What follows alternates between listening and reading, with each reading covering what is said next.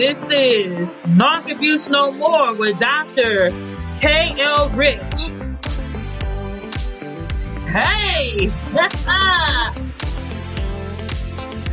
Please join us every Monday, Wednesday, and Friday where we're here to help you admit what you feel in order to heal from the effects of narcissistic abuse.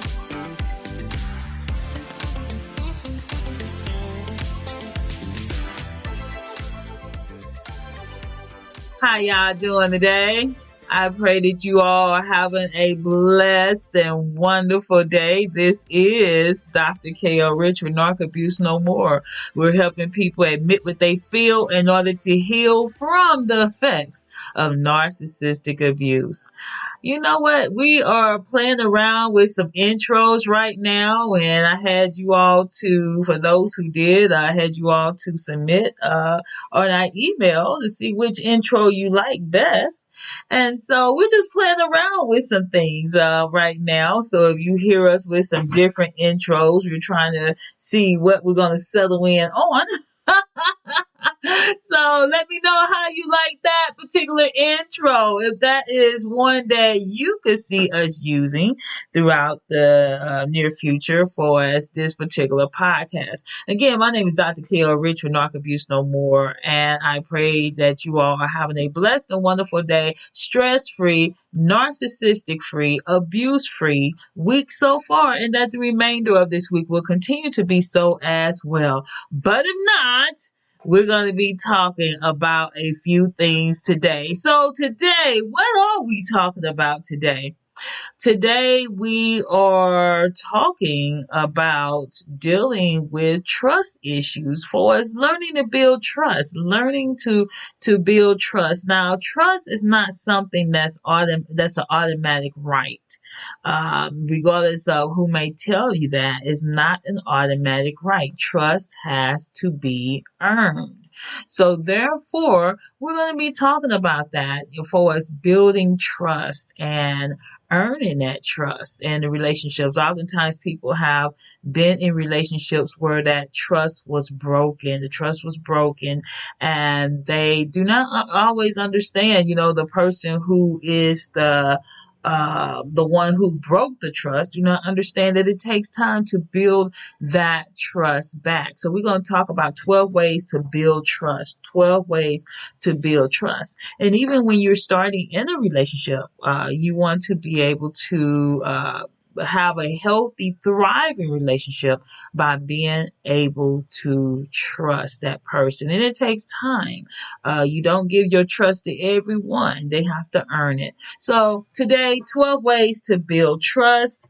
And I want to read this quote by, his name is Bo Bennett. And it says, "For every good reason there is to lie, there is a better reason to tell the truth." Let me reread that. For every good reason there is to lie, there is a better reason to tell the truth. And also, I just want to quote in the Ten Commandments, "Thou shalt not lie." Okay, so you want to be honest with those that you are in relationship with, those people who you value, those people who are who bring meaning to your life, and therefore, when you're in a healthy relationship, that means that I want to be with a person or in a work environment or have a friendship, whatever the relationship is, you want it to be a trusting relationship. Even with babies, they begin to build trust and with their parents, knowing that I'm safe with my parent. When you get an animal, you purchase an animal or get one from the shelter, many of them you have to help them to build trust with you, to know that you're going to protect them. Recently, I acquired a new puppy, German Shepherd. I have one that's she'll be 4 in July. Her name is Taffy. And then I have another one that I just bought. He is, a male, and his name is Thunder. And so this actually today he's 10 weeks today, but during this time I've had him since he was 6 weeks. We is building that trust. He looks at me knowing that he's going to get fed, that he's going to get cleaned, that he's going to be protected, and as he gets bigger, then that will also, he will still rely on me, but he's also going to be my protector. Okay, he'll be the one that looks out for me as well. So it's funny that when I look at him and he looks up at me with those eyes to know that I'm going to care for him. So he's building that trust to know that I can trust her. She's going to feed me. She's going to give me water to drink. She's going to clean my cage. She's going to take me outside. So she's going to do all these things for me.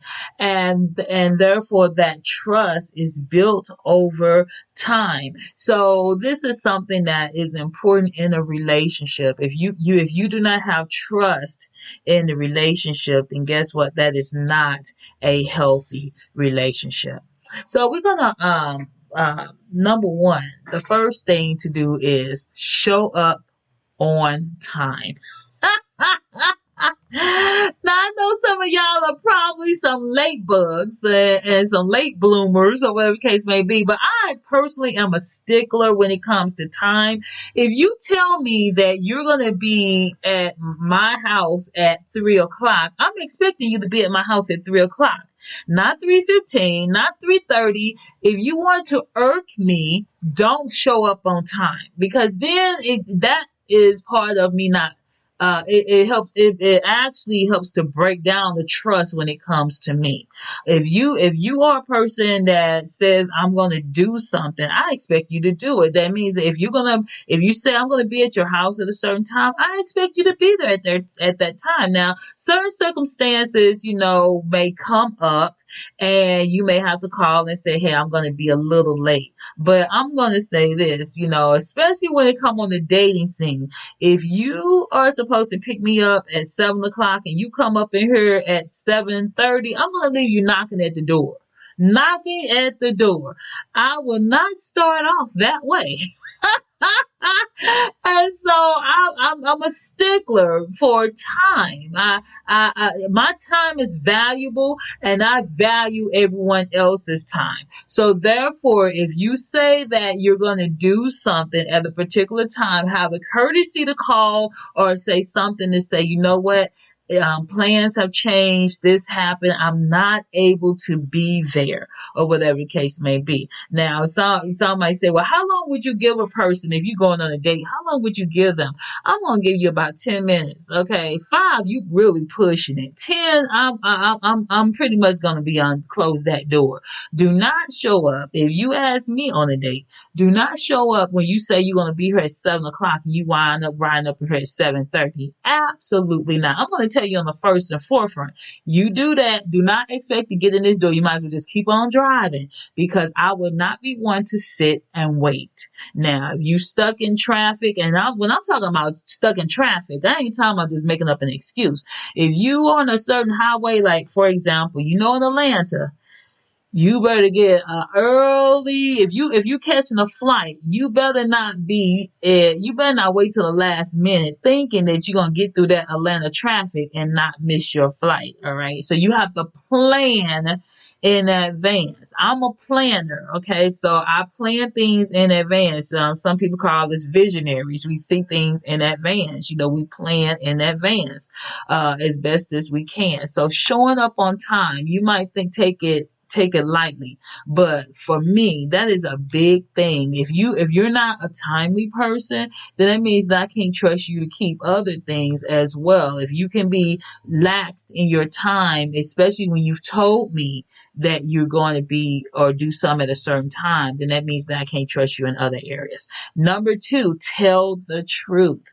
No matter how hard it is, when you start lying, then that means that that person can't trust you with anything. That means that whatever you say is going to be questionable because you have a history of lying. You have some people that are just pathological liars. They can't tell the truth. The Bible talks about the devil, the father of lies. And so, your father is the devil if you can't ever tell the truth, if you're a pathological liar. It's best not to say anything at all than to say something and it be a lie. So make sure to tell the truth. Number 3, be real. This is one thing that narcissists have a hard time doing is being real, being themselves, wearing a facade, wearing a mask. They're not who they appear to be. They're not genuine people.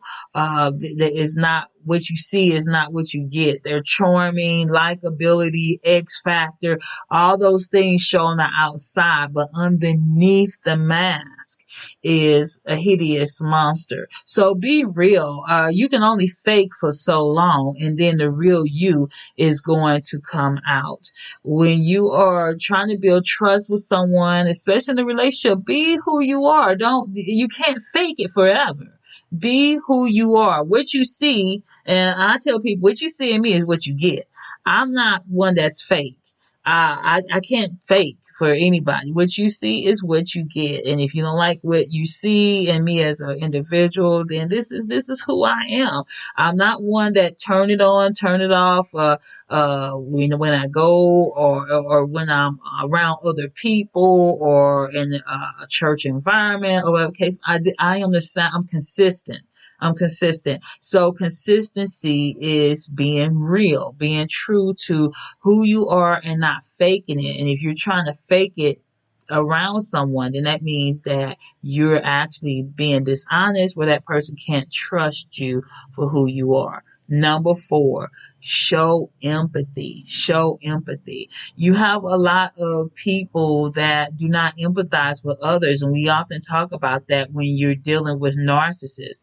They have many have the incapacity to empathize with other people. It's all about me, I, but never putting yourself in that person's shoes to feel where they're coming from. So, building trust means that I can empathize with that individual, knowing that they empathize with my plight or I empathize with them. And it's a caring relationship when you actually can empathize with other people. All right, we're going to take a quick break and we'll be back in just a moment.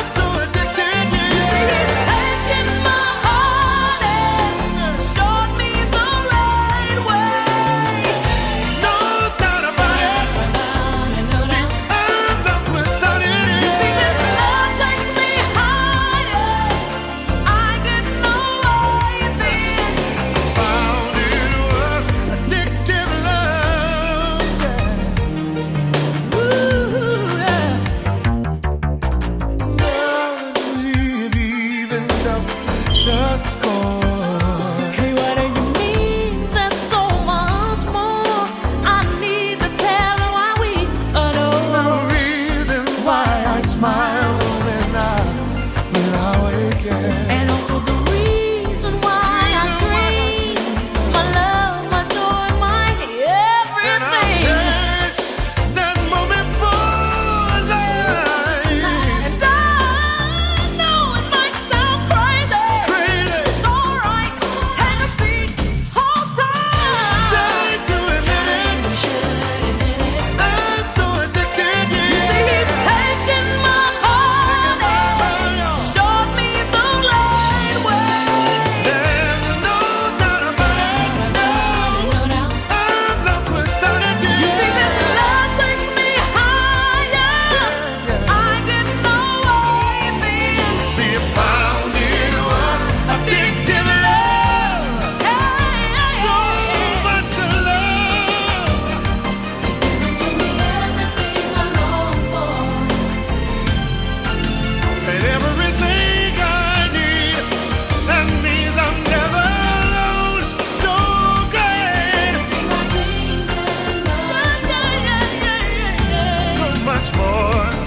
And I'll cherish that moment for life, for the rest of my life. And I know it might sound crazy, but not crazy. No, I'm not crazy. I've never known anyone to love me quite the way you do. And I tell you, it's hopeless. I finally noticed that I'm just forever addicted, forever in love.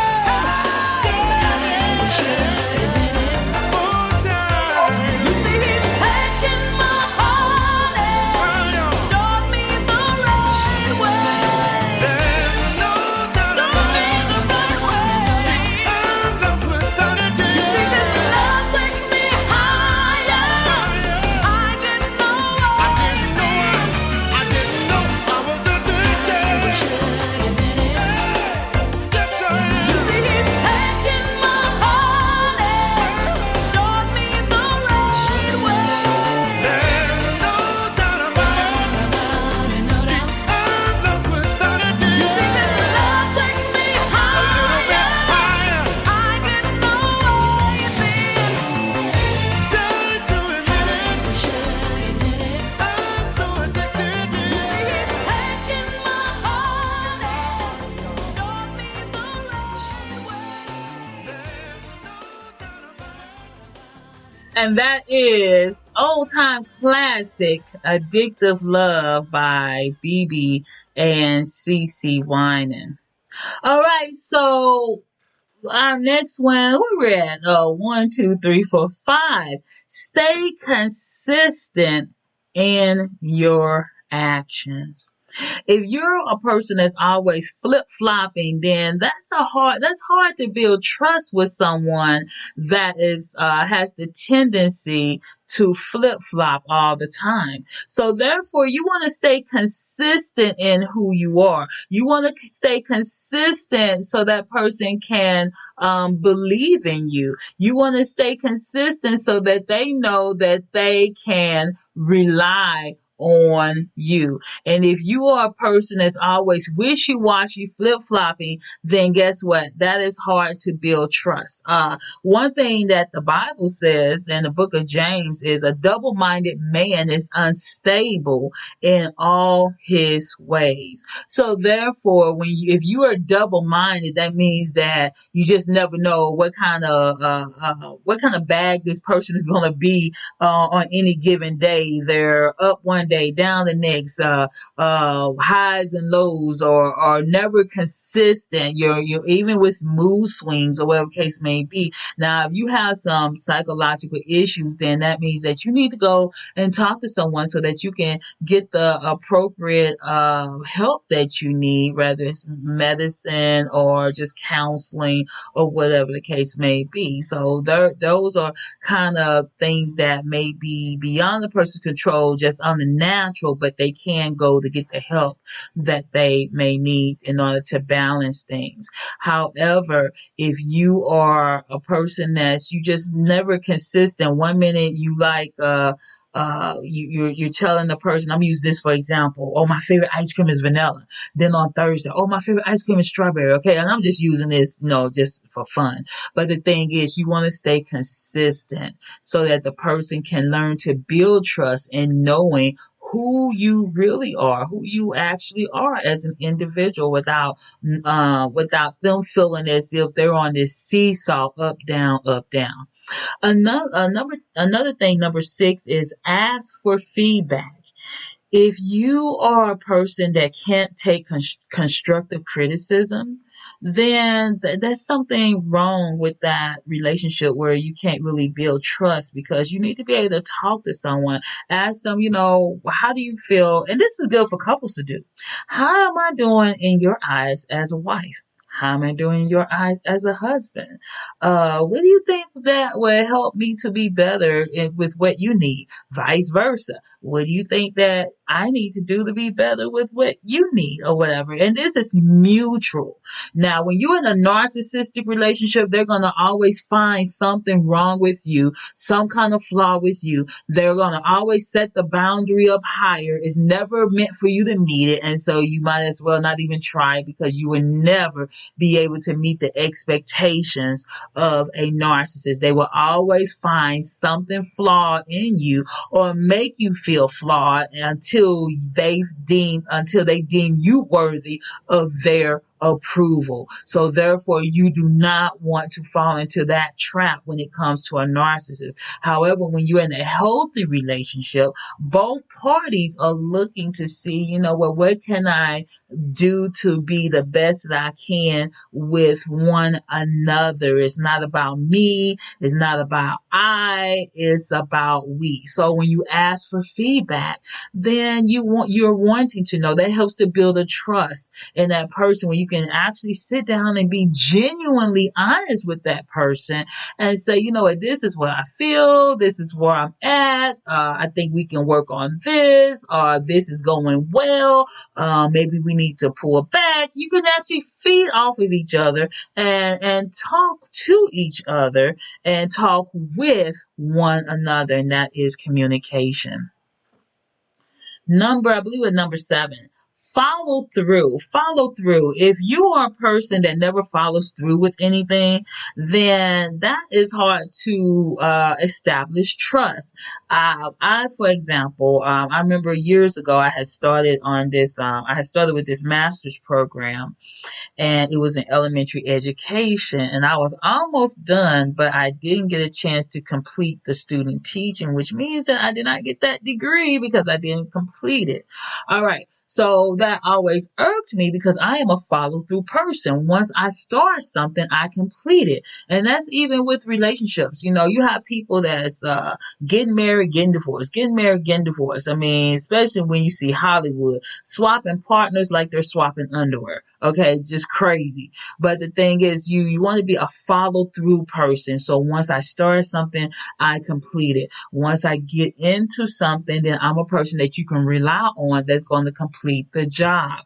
No one wants someone that's not going to follow through. So therefore, building trust means that I can trust you to follow through with whatever it is that you have said that you're going to do, especially when you're getting ready to say, I do. You want someone that's in it for the long haul. Now, if you're being abused, misused, and all those things, that's a whole different ball game. But you want someone that's going to take their vows seriously, and they are follow through. I'm sticking through to the end. Again, there are exceptions if you're getting your head bashed in or whatever case may be. You don't want that, but you want someone that you can build a trusting, meaningful relationship with, knowing that they are able to follow through with whatever they have said.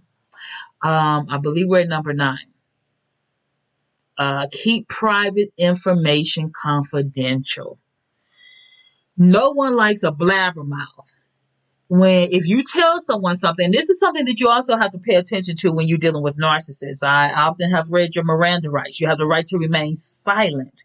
Anything that you say can and will be used against you in the court of the narcissist. That means you have to watch what you tell the narcissist. You don't divulge all your information, and be careful when they're in their love bombing stage, trying to build that trust with you, trying to make sure that you get back into the swing of things things with being sucked in like a Hoover vacuum so that you divulge too much information. They put it away in a vault and use it and throw it back at you later. Even the most innocent of things.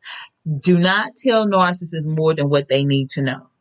Keep your private information confidential when it comes to those type of individuals. Now, when you're in a relationship that's healthy, then you can talk about things. You don't have to worry about people going back and spreading your business. And this is something that I have learned to value. When you are talking to someone and you know that they're not going to go and spread your business, that is valuable. Okay, so it's good to have people that don't talk too much. If you a woman and you have friends that as soon as you say something, it's all across the street. Those are not friends. All right, I don't care. You are a good friend is not going to even tell even their best friend what you have said. They're going to keep it to themselves. They're not going to tell all your business. So you want someone, and when you're dealing with friendships, that's going to keep confidence. And if that person can't keep confidence, then guess what? They're not really a good friend. They're not really a true friend, because true friends don't blab their friends' business. Keep private information confidential. That means when someone comes to you and tell you something, you don't go and blab it to everybody. Keep confidence with that. Don't tell everybody. Keep a secret. You want to keep confidence. How would you like your business to be spread across the planet? It's the same way. When you're building trust, that means that I can feel like I can now. If someone is doing something that's illegal, that's threatening someone's life, including themselves, then you need to talk about it. If you're in a dangerous situation, then you need to talk about it. But apart from that, it is good to keep confidence where someone can feel that they can come talk to you in confidence, and they don't have to go and worry about you saying something to someone else. That is building trust. All right, we're going to take another quick break, and we'll be back in just a moment.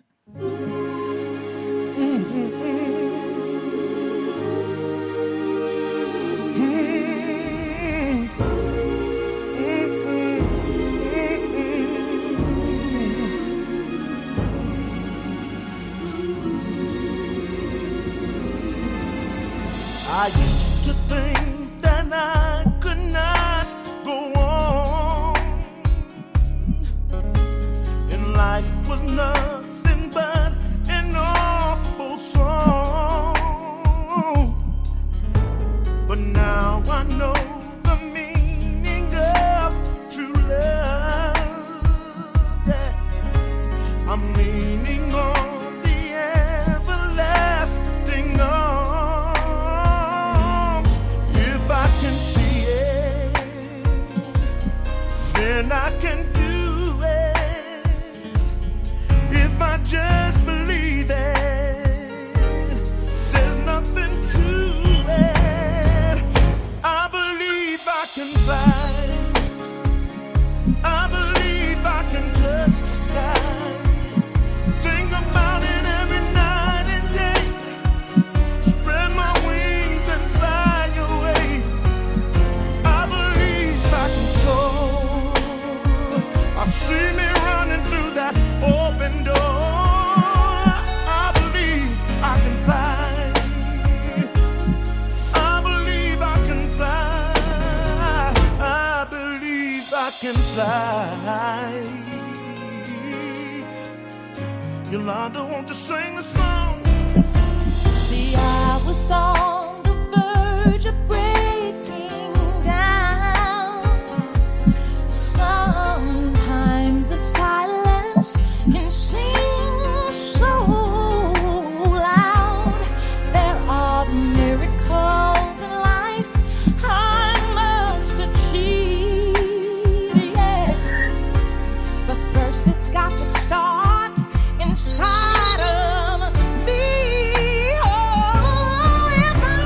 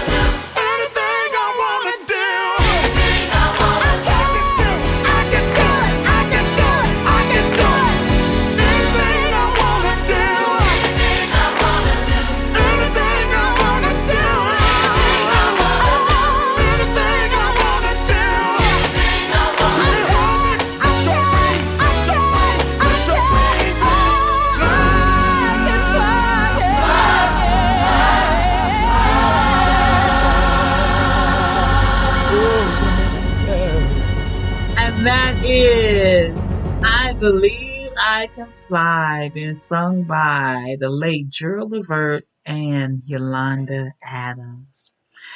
Another thing that's important to do is apologize genuinely. We all make mistakes. There's going to be times when we do something that we have to say, I'm sorry for. All right, those hard words that's sometimes hard to say, I'm sorry. But when you care about an individual, when you care about someone, you're not going to allow pride, come on now, pride to get in the way. You're gonna say, I'm sorry, and not just say it just to get back in that person's good graces. You're gonna actually mean it. That means that when I'm sorry about something, then I'm not gonna do whatever it is. I'm not gonna keep doing that particular thing that may bring pain, that might be hurtful, that makes a person uncomfortable, or whatever the case may be. And that's a part of establishing trust. Trust doesn't mean that you're never going to make a mistake. Trust means that even when I make a mistake, I'm man enough or I'm woman enough to say, I'm sorry. For those of us who are Christians, I'm Christian enough to say, I am sorry. Which leads us into our next one. Admit your mistakes. Admit your mistakes. We all make them. We all make them. But admitting that you made a mistake means that I can trust that person to recognize that sometimes they don't always get it right, because none of us always do. But when I do make a mistake, I'm not going to be too prideful to say that I made a mistake. I messed up. I did something that I shouldn't have done, or did not try to do, or did not mean to do, or whatever the case may be. I'm not going to be like the narcissist that's going to deflect and project their bad behavior onto someone else in an effort to avoid taking responsibility. I'm going to say, you know what? I messed up this. I got this wrong. This is something that took place with me in a recent class, that a couple classes that I had taken. I was taking, one class was called Prophets 2, and the other class was called Writings. Okay, both of them were dealing with prophets of the Old Testament pretty much, but what I made the mistake of the assignments were really very close, so I mixed them up. The one class I was supposed to write on, I had chosen to write on a particular prophet, but I messed up and sent it to the wrong class, and vice versa. So, and it can cause a little confusion when you are in these particular classes, because we have discussion questions based upon the assignment. That meant that if someone had responded to my discussion question, they would have been responding to the wrong prophet that I had posted because I messed up. Okay.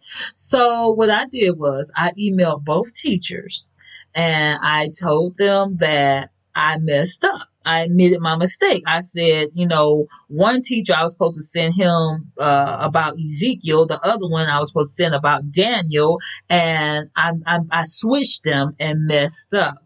So that, which could have been a domino effect again in the discussion class, in the discussion part of the class, when it came to other people responding to my assignment. Therefore, I owned up to my mistake, and I emailed both at the same time and told them what happened. They both got the exact same information, because I put both their names in the heading of the send, and so therefore, one of the teachers let me know right offhand that there was not going to be any points deducted or whatever. I told him I messed up, so I understood that there was going to be points deducted, but he told me don't worry about it. He wasn't taking off any points or anything. Just go ahead and submit it and, correct it. The other teacher didn't take off any points, told me go ahead and admit it, go ahead and submit the correct assignment.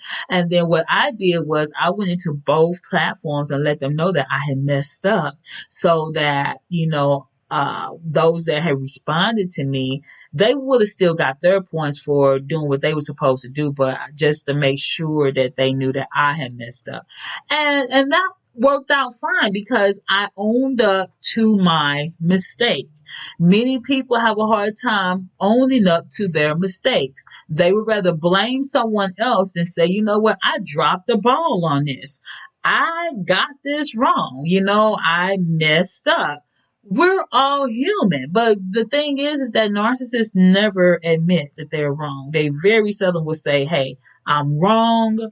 I'm sorry. Or even if they say I'm sorry and doing that love bombing stage or they're hoovering, that it's only temporary, not genuine, because they go back and do the same thing over and over and over again. So it's not a true, authentic I'm sorry. It's only to get you back where they can continue the abuse. So admitting your mistakes helps to build trust, where well, I can trust this person because when they mess up, they're going to say they messed up. And I don't have to worry about them trying to whitewash it because they're going to own up to their mistake. Number 11, respect boundaries. One way to build trust is to respect other people's boundaries. Don't try to make them feel bad for creating boundaries. Don't try to criticize them for creating boundaries or having boundaries. Don't feel like you're an exception to the rule, as narcissists do. Rules for thee, but not for me. That's the narcissistic mindset.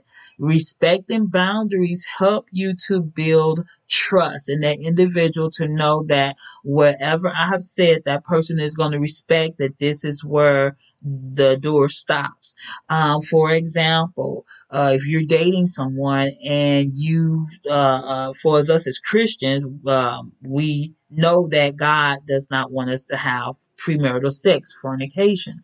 So therefore, you have to make sure that it's clear with that individual that this is as far as we go. We don't go there's no doing anything that's inappropriate in the eyes of God.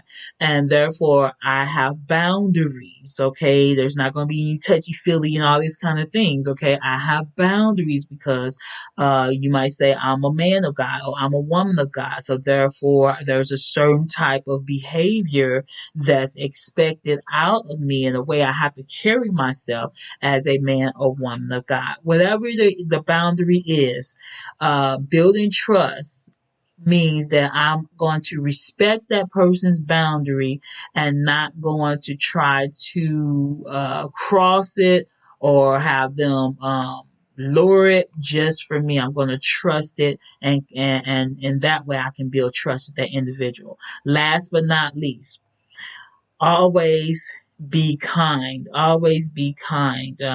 Part of being in a trusting relationship is knowing that I'm with someone that is kind, that is compassionate, that is loving, that is caring, that has my back. Someone that is going to make sure that they